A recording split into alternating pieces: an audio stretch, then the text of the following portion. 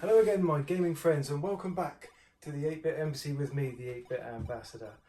Now, this is a continuation of my series on the Lightning Modz Elite version 2.1 as it is now.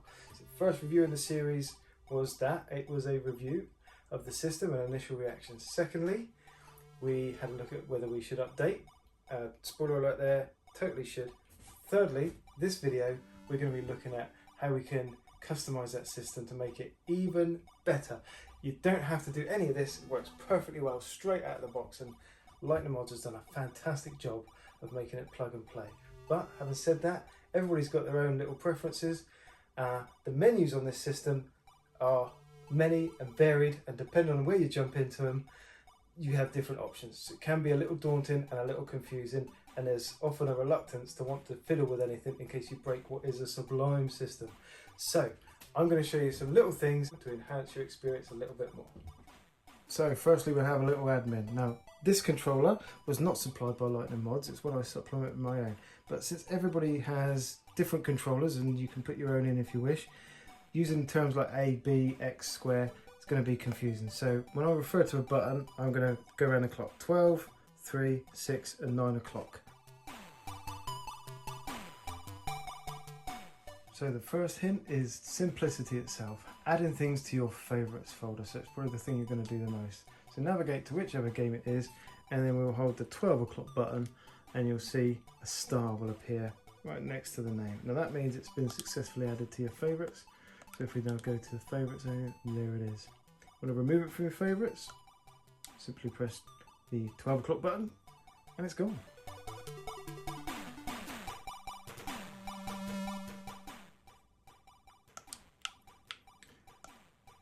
So another thing to do often is quick save. So this is done by holding whichever hotkey you have. So in my case it's this one and the 9 o'clock button. And you'll see save state has been saved. So now if I go along and I can't resist it, just made it harder to show you what I want to show you. But destroy me. You go, God darn it. Then you just hold the hotkey and the 12 o'clock button and then you're back to there. That is a very useful thing indeed. Right, now let's wrap a bit about incremental save states. So the save states option is an excellent one to have, and by default it will write a new save state file without overwriting the old one every time you quick save, which is great if you want to go back through your progress, but not so great if you just want to use it to get past a tricky bit in the game, flick back a second every time, because then you have to manage all your save states. It gets really confusing and soon you end up with dozens and dozens of save states and it just gets a bit out of control. So if you're just using it to get past the tricky bit, you're going to want to turn off your incremental save states. And that's really easy to do. You just press start, you press game settings, and then you scroll down to incremental save states. Now set that to disabled. If you set it to no, you're going to have problems. Setting it disabled will just create the same file and rewrite it every time, and it's set to yes by default, so it will create a new file each and every time.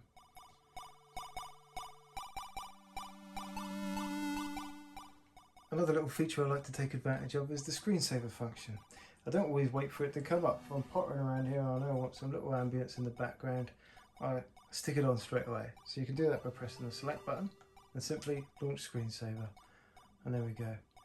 It will just play videos of retro goodness until you tell it to stop. The one thing about the screensaver, by default it doesn't show you what game's playing. Sometimes you see that looks like an awesome, fantastic game, I want to play it, but I don't know what it's called.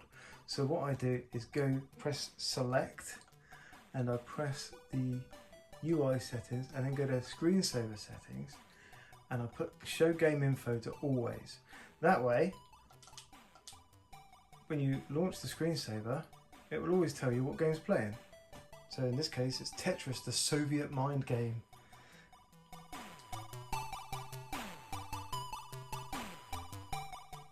Okay, so that's some of the more simple stuff out of the way. So here's how you can customize your front end a little bit with instant game collections. So press start, and then game collection settings, automatic game collections, and here you can just check these boxes to show what kind of games you want, and they will appear on your front carousel as a subfolder. That's handy. You see, it's not something I've taken advantage of very much. I prefer just to use my favorites folder, but it's a nice feature if it's something you want to use. And then just quit out. When you quit, the new folders will appear.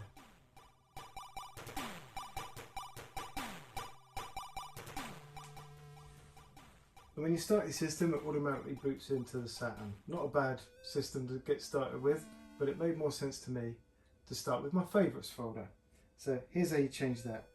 Press from this screen here, you press Start, and then Game Collection Settings.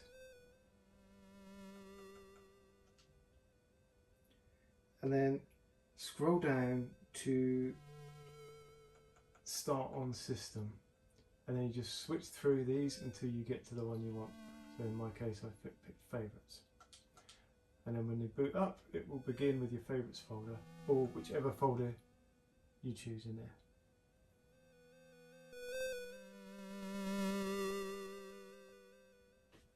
So changing the look of the gameplay, that's a real personal thing. Some people like it nice and crisp and sharp, and some people like scan lines, bit of a motion blur, to make it create that CRT sort of effect. And I personally change it depending on which game. Some games suit different looks better than others. So you can easily change that by going, if you want to change it for the whole system, you can press Start, then you go to Game Settings, and then you go down to Per System Advanced Configuration. So this will change the whole system to these preferences, not just each game. So we'll just change this, and here are your options here. But if you want to change the way the screen is displayed, how the game graphics are rendered, you need to go down to Game Rendering, and then just experiment with the shader set. Auto will just make it pin sharp, and imagine if your SNES was connected by HDMI, just nice and sharp. But there's all sorts of different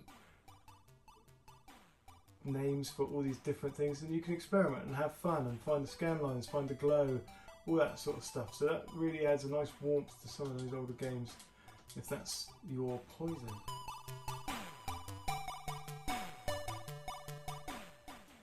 So navigation, get into the system that you want the quickest. A few of these systems have got so many games, even with holding down the button and scrolling through, it will automatically switch to quick scroll, and then it will even notch up a gear after that.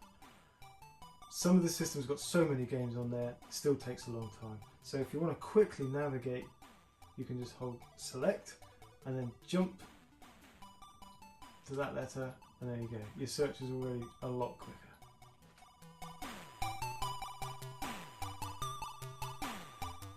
So whether or not you like the bezels, sometimes if you like the bezels, but you can see occasionally some of them intrude on the screen a little bit. It's not normally a problem, but occasionally there's stuff down there that you need to see. So the easy way to deal with that is just turn it off per game. The 6 o'clock button, and then going to Advanced Game Set Options, and then you can change the decorations. So just turn the bezels off. Very simple. None. So now there won't be any bezel on that game. So when I start, you can see the full screen. And there it is. So one thing I would note, when you turn your decorations, your bezels off, now some of you may want to fill the screen, because when you go back to the game and you launch it, like so. So you see the bezel has been removed.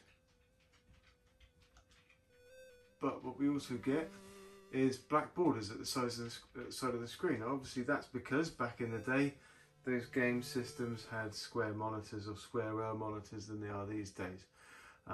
Which is absolutely correct, and that is the right way to display it if you want that game to look as it did at the time. However, some of you may want to fill that space and stretch the... you might want to stretch the image. I'm sorry. You may want to stretch that image to fill the screen at the side and just make all the pixels all strange shape. I'm sorry. But if you really must do that, I'll show you how you can do that now. So you go back down to the advanced game options and then set game aspect ratio. So 4.3 will be the correct aspect ratio, but if you want to fill the screen, it's 16 by 9. So if we apply that and we go back into the game,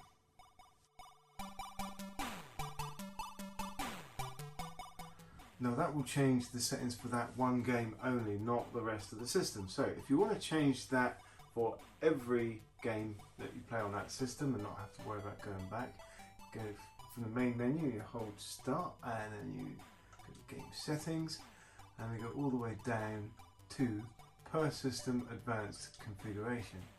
Then you choose the system that you wish to make the adjustment to, and then we have the same set of settings here. So you can change your decorations, your aspect ratio, and all the game rendering settings that we did earlier for each individual game. There are so many games on here, you're going to want to explore a little bit. And sometimes it's hard to get out of that mindset. You've got your old favourites and you can kind of tend to rotate around those. But you can select a random game to try and expand your horizons a little bit. So you can just select a system, you press the select button, select random game, and it will select a game from that system. But the best game in the world here is go to the all games and do the same. If you select a random game from all the games on the entire system, we're going to end up playing Ghostbusters. And I've got no problem with that whatsoever.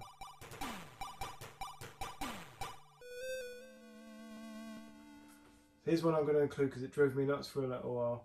The new update supports a physical mouse for use for the Amiga, which is outstanding news and makes a whole world of difference. The controller's good 80% of the time, but sometimes you just need that physical mouse. And when I used the mouse, it was crazy fast. It was uncontrollable. So I figured out how to slow the speed so you can set it to your liking.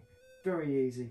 So you hold the 6 o'clock button on a game and then you go to advanced game options and then find mouse speed. And you just select the speed that you want. I find switching it to original normally works best, but depends on the game you're playing. You might want to slow it down or speed it up. And there's your options. So there you have it. A few little tips to enhance your experience even more, make that system your own. If you need to know anything else, hit me up in the comments below and I'll see if I can figure it out for my next video.